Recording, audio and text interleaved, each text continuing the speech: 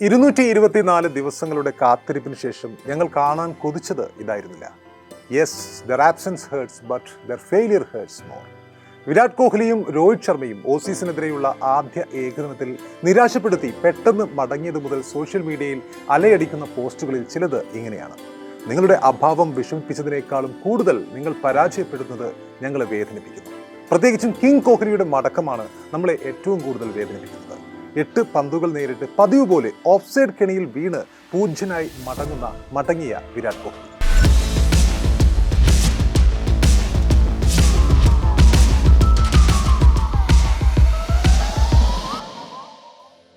നമ്മൾ അറിയുന്ന കിങ് കോഹ്ലി ഇങ്ങനെയല്ലെന്ന് നമുക്ക് കൃത്യമായിട്ടും അറിയാം. ചിലപ്പോൾ അടുത്ത മത്സരത്തിൽ അദ്ദേഹം പൂർവാധികം ശക്തിയോടെ തിരിച്ചു വരുമായിരിക്കാം.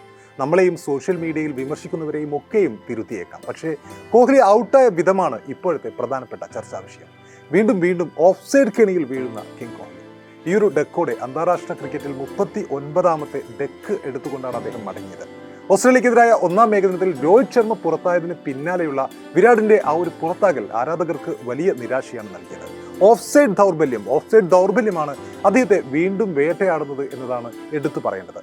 ഏറെ നാളുകളായി ഓഫ്സൈഡിലെ കെണി കോഹ്ലിയെ വേട്ടയാടുന്നുണ്ട് എന്ന് നമുക്കറിയാം. ഓഫ്സൈഡിന് പുറത്തെത്തുന്ന പന്തിൽ ബാറ്റ് വെച്ച് അദ്ദേഹം മടങ്ങുന്നത് കഴിഞ്ഞ കുറച്ച് വർഷങ്ങളായുള്ള പ്രധാനപ്പെട്ട കാഴ്ചയായിരുന്നു, പ്രധാനപ്പെട്ട ഒരു പ്രശ്നമായിരുന്നു. അത് വീണ്ടും ആവർത്തിക്കുന്ന പ്രകടനമാണ് ഇപ്പോൾ അദ്ദേഹം ഈ ഓസീസിനെതിരെയുള്ള ആദ്യ ഏകദിനത്തിൽ നടത്തിയത്. മിച്ചൽ സ്റ്റാർക്കിന്റെ ഓഫ്സൈഡിലെത്തിയ പന്തിലാണ് ഇക്കുറി അദ്ദേഹത്തിന്റെ മടക്കം എന്നതാണ് എടുത്തു പറയേണ്ടത്. അദ്ദേഹത്തിന്റെ ഈ ഒരു ദൗർബല്യം പരിഹരിക്കാനാവാത്തത് ഇന്ത്യക്ക് ആശങ്ക ഉണ്ടാക്കുന്ന കാര്യമാണ്.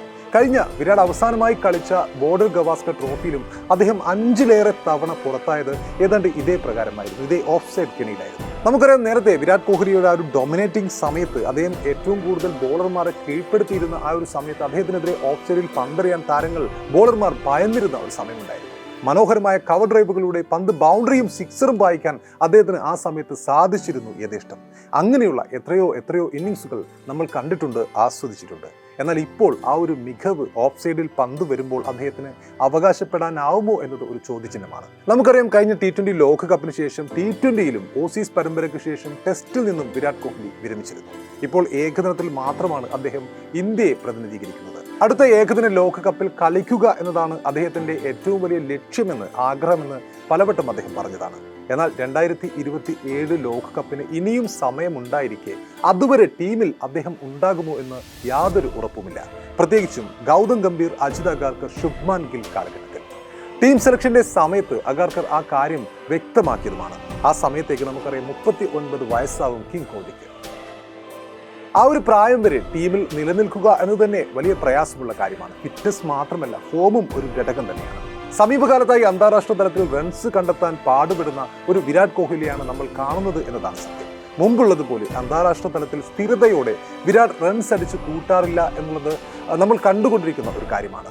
ഒറ്റപ്പെട്ട ഇന്നിങ്സുകൾ മാത്രമായി മാറുന്നുണ്ട് കോഹ്ലിയുടെ ഓരോ പരമ്പരയിലെ കൂറ്റൻ സ്കോറുകളും. ഇന്ത്യയുടെ റൺ മെഷീൻ എന്ന് വിളിപ്പേരുള്ള വിരാട് കോഹ്ലിയുടെ ബാറ്റിൽ നിന്നും ഇപ്പോൾ പഴയതുപോലെ റൺ ഒഴുകുന്നില്ല എന്നത് പലപ്പോഴും നമ്മൾ പറയാൻ മടിക്കുന്ന ഒരു സത്യം തന്നെയാണ്. കഴിഞ്ഞ ഓസീസ് പര്യടനത്തിന്റെ സമയത്ത് വിരാട് കോഹ്ലി നേരത്തെ പുറത്തായപ്പോൾ വീണ്ടും ഓഫ്സൈഡ് കെണിയിൽ വീണപ്പോൾ ഒരു ക്രിക്കറ്റ് ആരാധകൻ വിരാട് കോഹ്ലിക്ക് അയച്ച ഒരു തുറന്ന കത്ത് സോഷ്യൽ മീഡിയയിൽ വൈറലായിരുന്നു. ആ സമയത്ത് ആ കത്തിങ്ങനെയായിരുന്നു: പ്രിയപ്പെട്ട വിരാട്, ഇല്ല, ഞാൻ നിങ്ങളെ രോഹിത്തുമായോ മറ്റേതെങ്കിലും കളിക്കാരുമായോ താരതമ്യപ്പെടുത്തുന്നില്ല. നിങ്ങൾ എപ്പോഴും മത്സരിക്കുന്നത് നിങ്ങളോട് മാത്രമാണ്. നിങ്ങൾ സ്വയം അടയാളപ്പെടുത്തിയ ഉന്നത നിലവാരത്തോടാണ്. കഴിഞ്ഞ കുറച്ച് വർഷങ്ങളായി കുറഞ്ഞ സ്കോറുകൾക്ക് പുറത്താവുന്നതല്ല, ഒരേ രീതിയിൽ തുടർച്ചയായി ഔട്ടാവുന്നത് ആരാധകൻ എന്ന നിലയിൽ എന്നെ നിരാശനാക്കുന്നുണ്ട്. നിങ്ങൾ സൃഷ്ടിച്ച വലിയൊരു പൈതൃകത്തെക്കുറിച്ചും അതിനെ കൂടുതൽ നശിപ്പിക്കുന്നതിൽ നിന്നും എത്രത്തോളം വിട്ടുനിൽക്കാൻ കഴിയുമെന്നും നിങ്ങൾ ആലോചിക്കേണ്ടതുണ്ട്.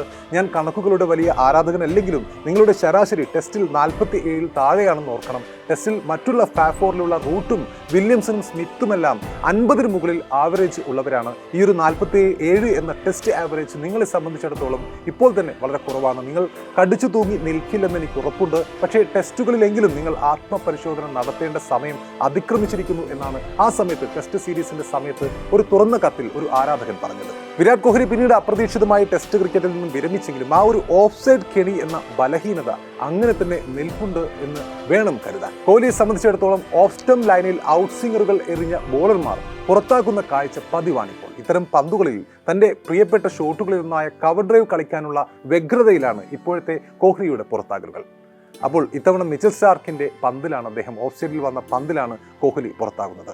കോഹ്ലിക്ക് ഈ ദൗർബല്യം പരിഹരിക്കാനാവാത്തത് ഇന്ത്യക്ക് ആശങ്കയുണ്ടാക്കുന്ന കാര്യമാണ്. അപ്പോൾ അടുത്ത മത്സരത്തിലെങ്കിലും ഈ ഒരു ദൗർബല്യം തിരുത്തിക്കൊണ്ട് വിരാട് കോഹ്ലി റൺസുകളുടെ താഴ്വാരത്തിലേക്ക് തിരിച്ചെത്തിയില്ലെങ്കിൽ തീർച്ചയായും അദ്ദേഹത്തിനെ ടീമിൽ നിന്നും ഒഴിവാക്കാൻ കാത്തിരിക്കുന്നവർക്ക് അതൊരു സുവർണാവസരമായിരിക്കും, അതൊരു ആയുധമായിരിക്കും. അങ്ങനെ സംഭവിക്കാതിരിക്കട്ടെ എന്ന് നമുക്ക് പ്രാർത്ഥിക്കാം, പ്രതീക്ഷിക്കാം. കാരണം വിരാട് കോഹ്ലി നമുക്കറിയാം the heartbeat of the nation ആണ്, who has redefined the meaning of fitness, batting and chasing big scores. തീർച്ചയായും ഫോമിലേക്ക് തിരിച്ചെത്തട്ടെ വിരാട് കോഹ്ലി, ഓഫ് സൈഡ് കെണി മറികടക്കട്ടെ അടുത്ത മത്സരത്തിലെങ്കിലും.